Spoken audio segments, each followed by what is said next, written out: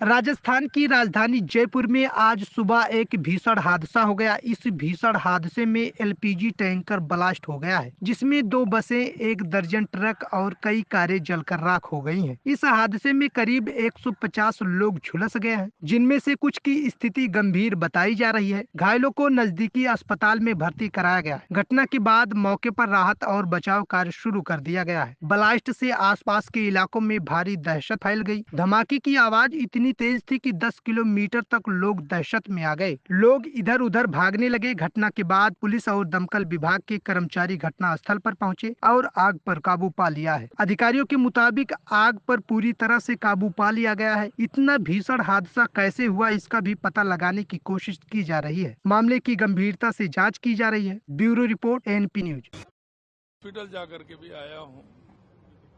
मैंने सभी हॉस्पिटल में सभी अधिकारियों को, वहाँ के उन सबको कहा है कि सबको तुरंत प्रभाव से लिया जाए और पहले उनका इलाज किया जाए जो इंजर्ड है। ये हादसे हैं। सुबह का समय था और सुबह का समय जिस तरह से होता है, मेरे को भी जानकारी मिली, तुरंत मैं वहाँ से हॉस्पिटल गया, सब लोगों को जानकारी ली। सरकार पूरी तरह से घटना के लिए जो भी होगा हम जांच भी करेंगे, उनके इलाज भी करेंगे, जो उचित उनको सहयोग करना है वो भी करेंगे। लेकिन ये हादसे जिस तरह से होते हैं उनको भी किस तरह से रोका जाए, उस पर भी सरकार निश्चित रूप से विचार करेगी।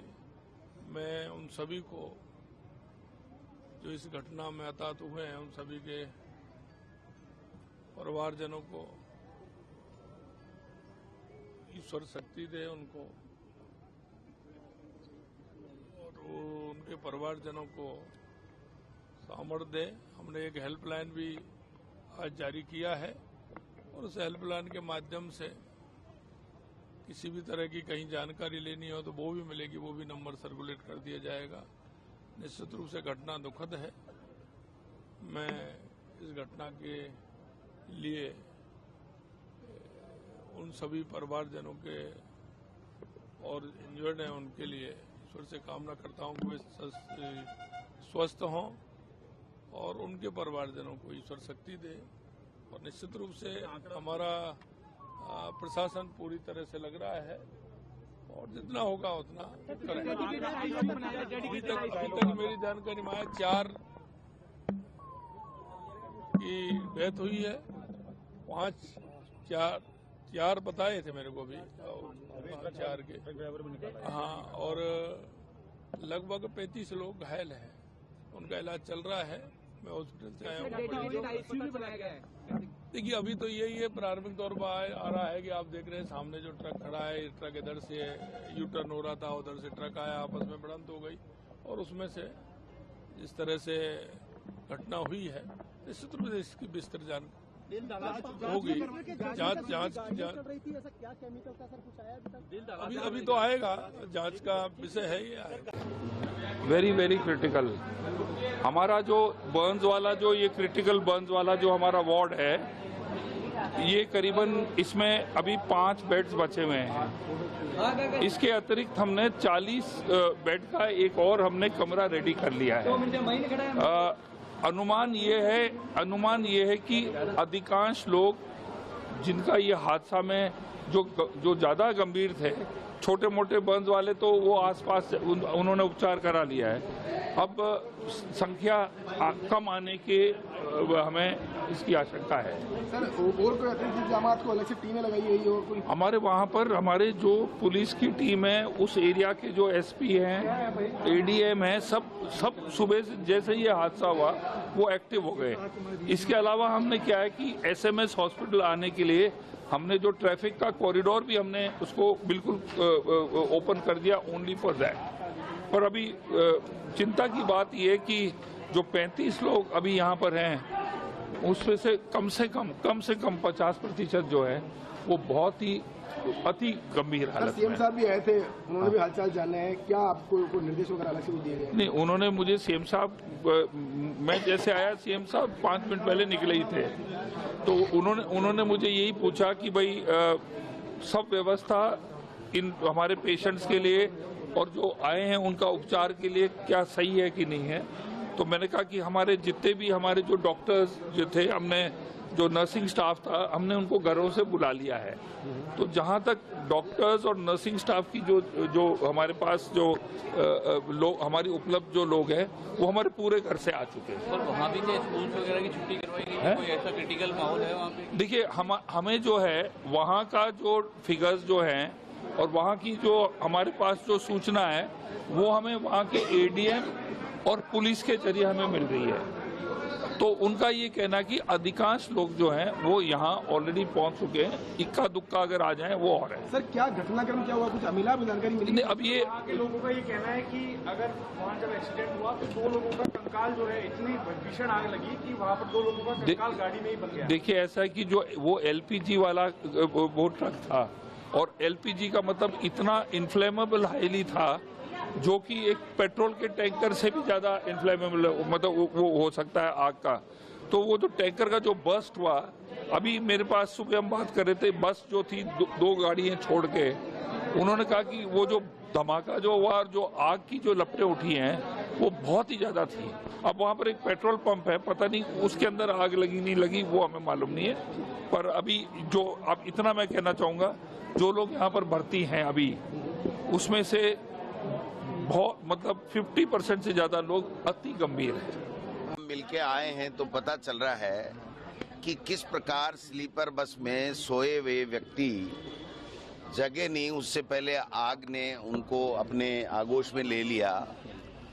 और जितने भी घायल आए हैं, ईश्वर उनको स्वस्थ रखे, हम तो यही कामना करेंगे। लेकिन बहुत ही गंभीर स्थिति में है। 20-25 लोग बहुत ही ज़्यादा आग से झुलसे हुए हैं। डॉक्टर उनका इलाज कर रहे हैं। प्रशासन और सरकार पूरी मुस्तैदी के साथ में इनके इलाज के लिए लगी हुई है। ऐसे हादसे ना हो, पुनरावृत्ति ना हो, इसके लिए सरकारों को कोई न कोई पुख्ता इंतजामात आगे से करने चाहिए। जो वर्तमान में हादसा हुआ है, ये हमारे राजस्थान के लिए, पूरे हिंदुस्तान के लिए बहुत बड़ा हादसा है। इससे हमें सबक लेकर के आगे से इस प्रकार के हादसे नहीं हो, एक उच्च स्तरीय जांच कमेटी बैठा करके और उसके बाद में सरकार को कोई न कोई ठोस कार्रवाई करनी चाहिए कि भविष्य में इस प्रकार के हादसे नहीं हो। वर्तमान में सरकार, चिकित्सा विभाग के तमाम डॉक्टर, अधिकारी, कर्मचारी, पुलिस प्रशासन, जिला कलेक्टर सभी लगे हुए हैं इस काम में। हमें इसमें इतना ही कहना है कि हम सब साथ में हैं ऐसे हादसों के ऊपर। उनके ऊपर तत्काल कैसे इनको रिलीफ मिले, कितनों की जान बचाई जा सके, कितने जल्दी से जल्दी ठीक हो, इस दिशा में हम सब लोग मिलकर के काम करेंगे। सरकार के साथ कंधे से कंधा मिला करके हम लोग खड़े हैं जहां भी जरूरत हो। कुल मिलाकर के ये बहुत बड़ा हादसा है। जो मौतें हुई हैं, 1-2 अभी तक जो भी स्थिति बनी है, उनकी आत्मा को ईश्वर शांति प्रदान करे, शेष स्वस्थ हों, यही कामना हम तो मालिक से कर सकते हैं।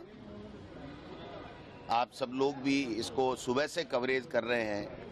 ये बहुत बड़ा हादसा है। इससे हमें सबक लेकर के आगे से कोई न कोई ठोस कार्रवाई के लिए हमको एक साथ मिलकर के कोई ठोस कार्रवाई बनानी चाहिए, जिससे आगे ऐसे हादसे नहीं हो। सीएम बच्चूलाल शर्मा भी यहाँ पे आए थे। बिल्कुल, देखिए ये अच्छी बात है। वो मुखिया हैं हमारे सरकार के, उनका भी फर्ज बनता है। जो ही हमें पता चला तो हमारे 6-7 एमएलए जो वो तत्काल आ सके, हमारे अमीन कागजी जी, बाबूलाल नागर जी, हमारे अमित चाचान जी, प्रशांत शर्मा जी, हमारे विकास चौधरी जी, हमारे जाकिर हुसैन गेसावत साहब और जितने भी सुरेश गुर्जर जी, जितने भी अमित चाचान जी, जितने भी लोग थे, हम तत्काल जितने आ सकते थे हमने आया है। और हमने डॉक्टरों को और प्रशासन को यही कहा है कि किसी को ब्लड की और किसी आर्थिक मदद की, किसी भी चीज़ की कोई आवश्यकता हो तो हम सब साथ में हैं। और इस समय इस संकट की घड़ी से कैसे निकले और कितने लोगों की कैसे जान बचाई जा सके, इस दिशा में हम सबको मिलकर के काम करना चाहिए। देखिए अभी यहाँ 4 डेड बॉडीज आ चुकी हैं, है ना।